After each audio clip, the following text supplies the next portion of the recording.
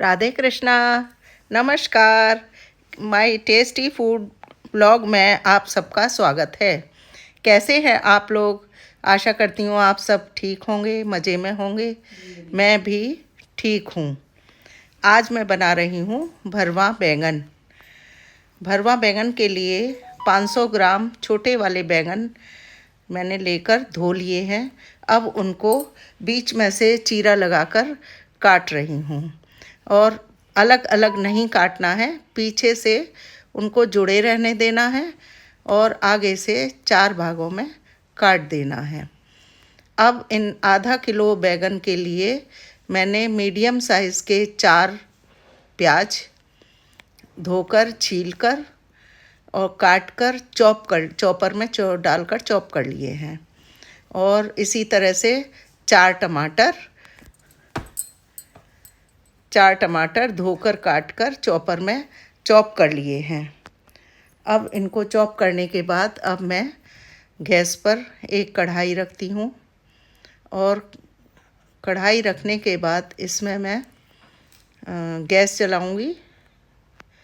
Gas जलाकर फिर मैं इसको एक साफ़ कपड़े से पोंछ लूँगी, जिससे कि इसमें कोई पानी ना रह गया हो। पानी की बूंद अगर कोई रह गई और उसमें मैंने तेल डाल दिया तो फिर वो चटक कर उछल कर हमारे ऊपर आ जाएगा।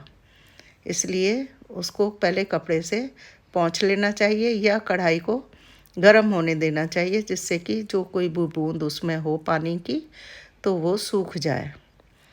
और आप बताइए आपके यहाँ मौसम कैसा है? हमारे यहाँ तो बहुत तेज़ बारिश हो रही है। लगातार बारिश हो रही है, 1 मिनट के लिए भी बंद नहीं हो रही है। आपके यहाँ कैसा मौसम है आप बताएं। और अब मैं कढ़ाई में सरसों का तेल, क्योंकि मैं सरसों का तेल प्रयोग में लाती हूँ, इसलिए सरसों का तेल डाल देती हूँ बैंगन छौंकने के लिए।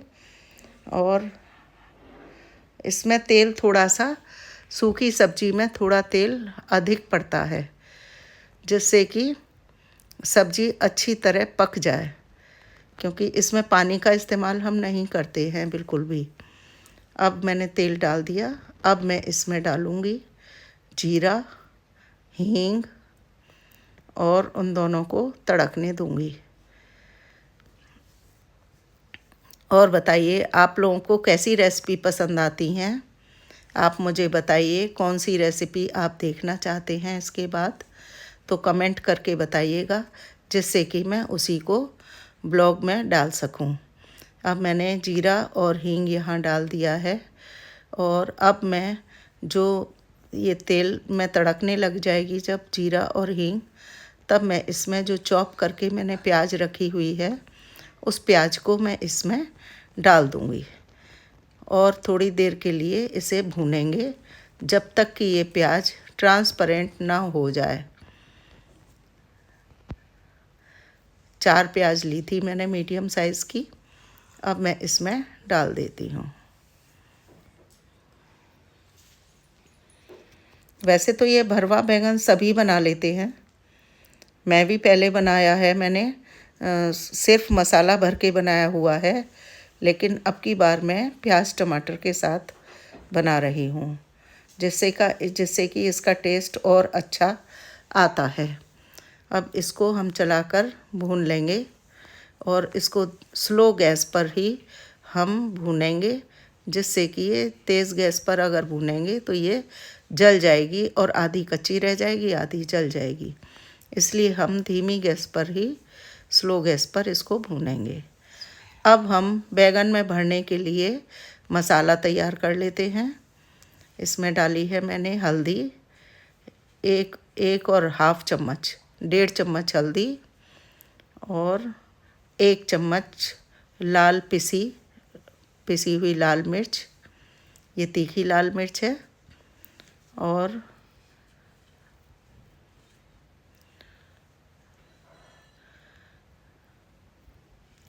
अब मैं डालूँगी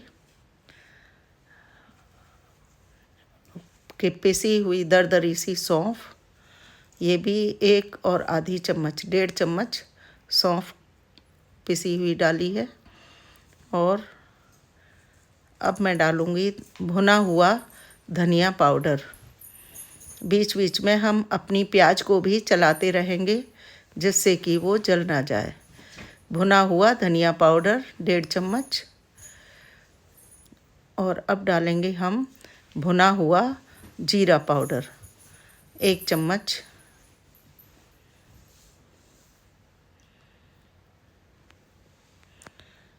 अब डालेंगे हम कलर लाने के लिए मसाले में आधा चम्मच देगी मिर्च।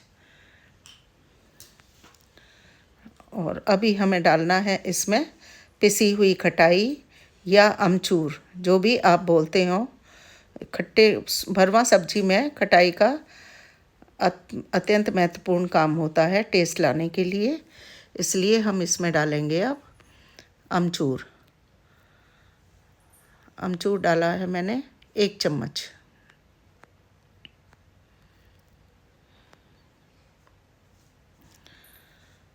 अमचूर के बाद अब हम इसको मिक्स कर लेंगे।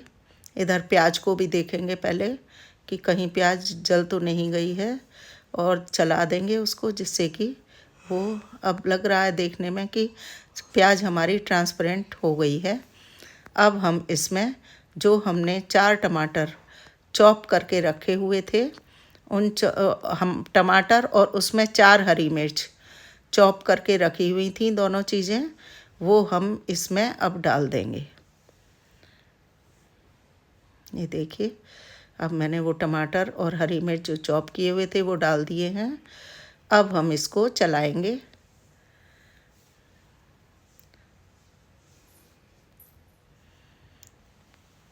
इसको चलाकर मसाला तैयार करेंगे।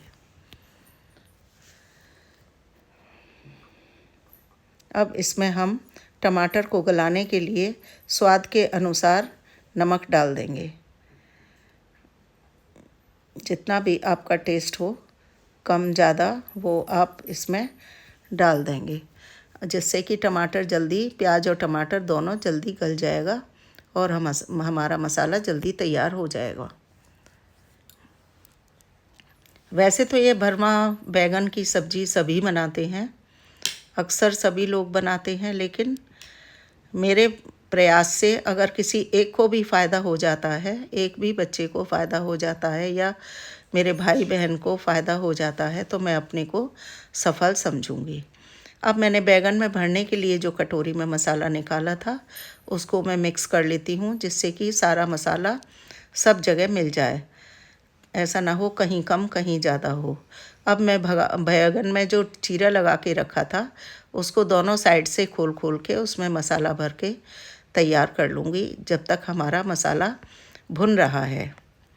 आजकल इंटरमीडिएट करने के बाद ही बच्चे बाहर निकल जाते हैं पढ़ाई के लिए, चाहे वो लड़की हों चाहे वो लड़के हों। और कुछ बच्चे पीजी में रहते हैं, उनका तो कोई प्रॉब्लम नहीं है, लेकिन कुछ बच्चे हॉस्टल में भी रहते हैं, कुछ रूम लेकर भी रहते हैं, तो वहाँ वो अपने आप खाना बनाकर खाते हैं। तो उसमें मेरी वीडियो से अगर ज़रा भी फ़ायदा हो जाता है बच्चों को, तो बहुत अच्छी बात है। इसीलिए मैं ये प्रयास कर रही हूँ। ये मेरा पहला प्रयास है, और जिससे कि किसी भी बच्चों को या मेरे भाइयों को जो बाहर रहते हैं जॉब के कारण, उनको भी फ़ायदा हो जाता है, तो मेरे को बहुत अच्छी सफलता प्राप्त होगी। और मेरी वीडियो को देखकर आप कौन सी कमेंट करें, सब्सक्राइब करें और शेयर भी करें, जिससे और लोगों को भी फ़ायदा हो सके। और इसके बाद आप कौन सी रेसिपी देखना चाहते हैं, वो आप कमेंट बॉक्स में लिखकर मुझे भेजें, तो मैं उसको बनाने का प्रयास करूँगी और आप तक पहुँचाने की कोशिश करूँगी। अब ये हम धीरे धीरे सारे बैंगन में हम मसाला भर ले रहे हैं।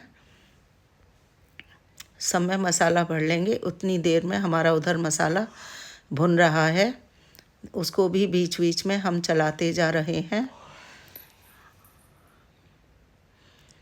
ये देखिए, हमारा मसाला लगभग भुनकर तैयार हो रहा है, और हमारे बैंगन भी इधर मसाला भरकर तैयार हुए जा रहे हैं। अब हम इस मसाले में अपने बैंगन को रख देंगे, जिससे कि बैंगन गलकर अच्छी तरह पक सकें।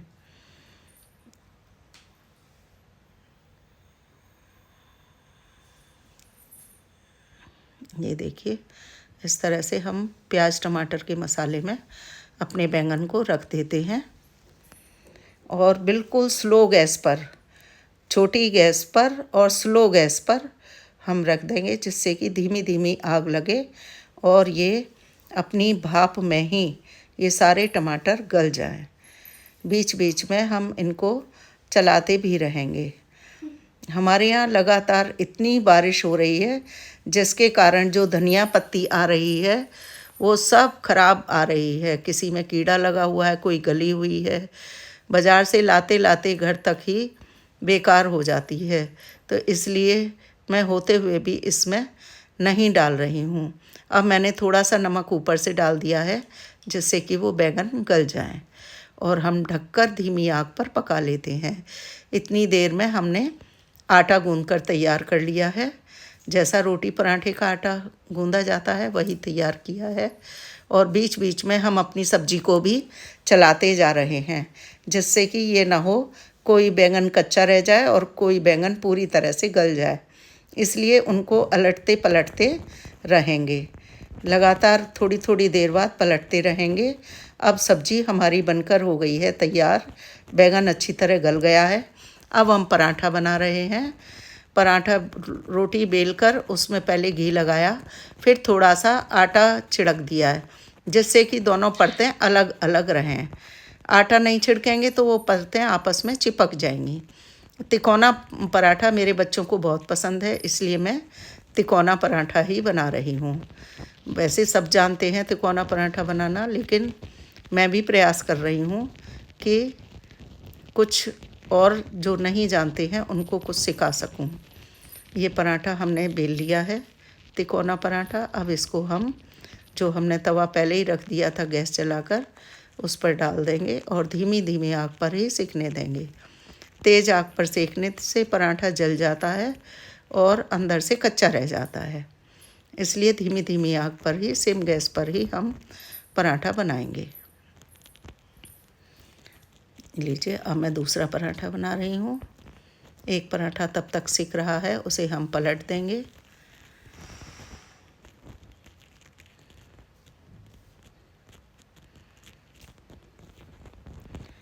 आप लोग सोच रहे होंगे कि मैं कहाँ से हूँ और सामने नहीं आ रही हूँ, मैं कौन हूँ।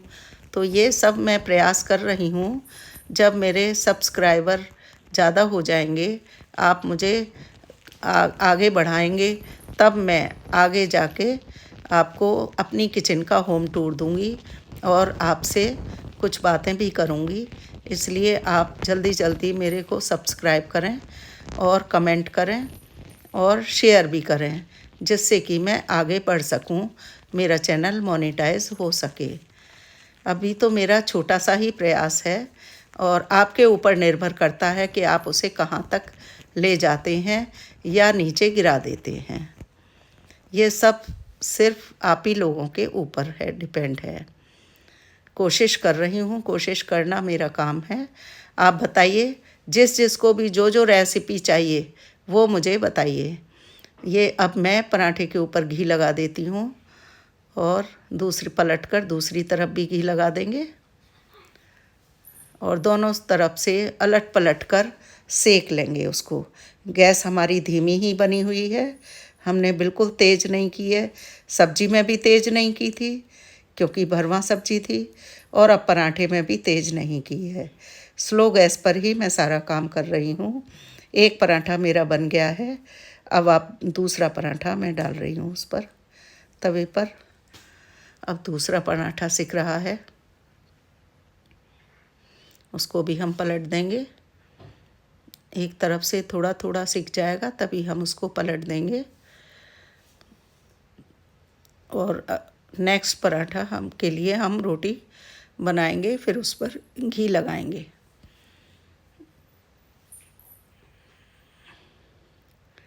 ये घी लगा दिया है। अब इस पर आटा छिड़क देंगे, फिर घी लगाएंगे, फिर आटा छिड़केंगे, फिर उसको फोल्ड कर देंगे। उधर पराठा सिक गया है, उस पर घी लगा देंगे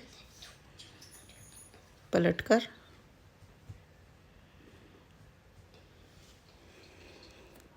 छोटे बच्चे घर में हैं तो आपको वैसे रोटी देनी चाहिए। यदि पराठा देना है तो घी का पराठा स्वास्थ्य के लिए उत्तम रहता है।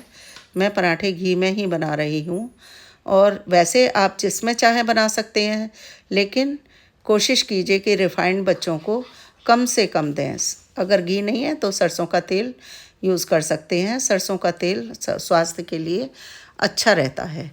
ये पराठे हमारे अब बन गए हैं। अब मैं आपके लिए थाली तैयार करती हूँ।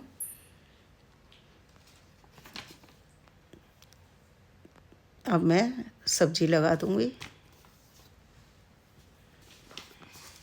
ये लीजिए, बताइए देखने में कैसी लग रही है? मुंह में पानी आ रहा है या नहीं? बताइए। मुझे तो देखकर मुंह में पानी आ रहा है। ये लीजिए, सब्जी लगा दी, दही और पराठे। ये थाली मैंने आप लोगों के लिए, सबके लिए लगाई है। आप मानसिक रूप से खाकर टेस्ट करके बताइए कैसी सब्जी बनी है और कैसा पराठा बना है। ये आपके लिए है, और आप कमेंट करिए और सब्सक्राइब कर दीजिएगा। धन्यवाद। जय बिहारी जी की। राधे कृष्णा।